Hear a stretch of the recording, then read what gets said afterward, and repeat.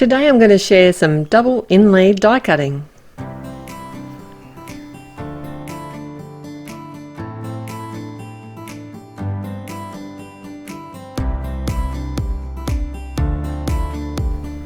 Hi, it's Therese from Lostinpaper and I've got lots of die cutting today. I'm using this new release die from Ellen Hutson. It's called Big City and it works both ways on a card, either horizontally or vertically, which is great.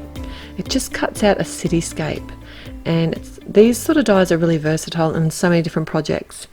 And what I thought I'd like to do here was actually double inlay die cut. So I did have to think about this for a little while to make sure that it was going to work and plan out my card in advance.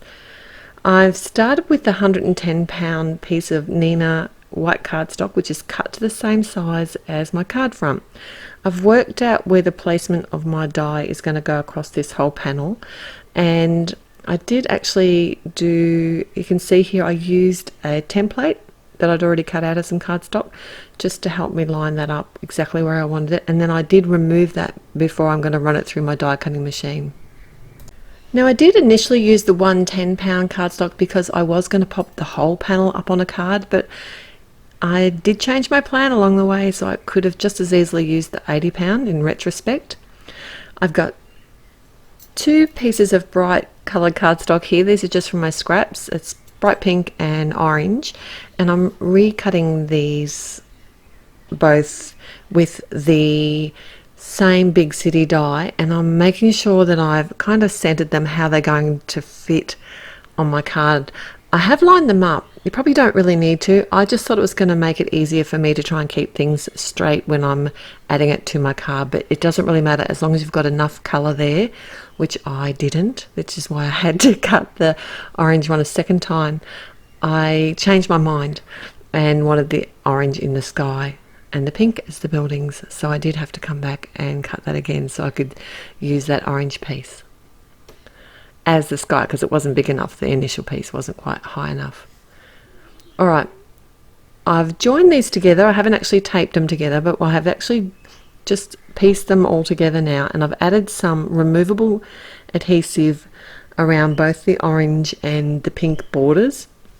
Now these aren't going to be the die cut pieces that I need, so you could just use a normal adhesive if you want and remove some of the tack. I just find that the removable adhesive is a lot more forgiving after I've run it through my die cutting machine, because the pressure will actually adhere the pages together quite firmly, and you might tear your cardstock.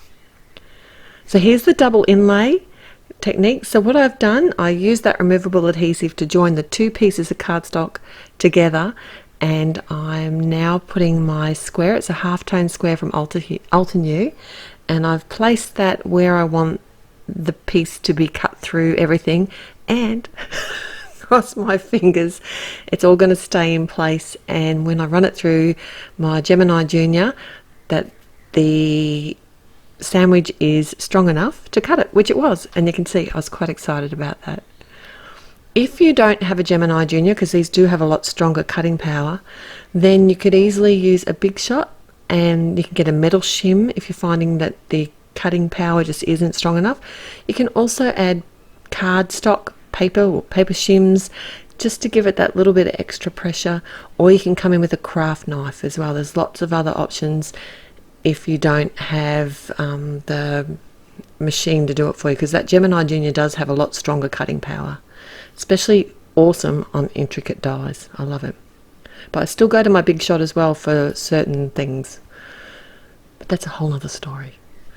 Alright, so now I'm adhering my pieces. I wanted to pop these coloured pieces of cardstock up, and they're not a very strong cardstock, so I'm actually using the white pieces of the Nina that I cut out with it and adhered them together with some matte medium, and then I did add a piece of black cardstock to the whole front of my card because I wanted the windows to look like they had black behind them. I could have been a bit miserly and just put it behind the windows, but at this point in time I was initially going to pop up the whole white panel and the coloured double inlay panel, but I changed my mind and I ended up actually adding this white border panel directly to the card front. So I could have been a bit miserly and just used the black behind the window section.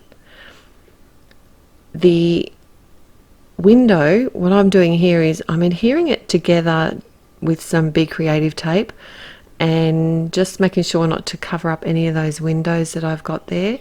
And then I've used some black foam squares to pop that up on the front of my card. The sentiment I've got today comes from the Everyday Punnies stamp set, and I've white heat embossed that on some black cardstock, and I'll just pop that on the front of my card, and then added a black love heart from Alta New from the Greenfields enamel dots. Now I've also got another card that I'm sharing at my blog, and it's using the new landscapes die that are also released from Ellen Hutson, and a totally different card to this one, so I'd like you to head over there and check it out. Also, if you like this video, please like it. If you haven't already, I would love it if you'd subscribe to my YouTube channel. Until next time, happy paper crafting. Bye.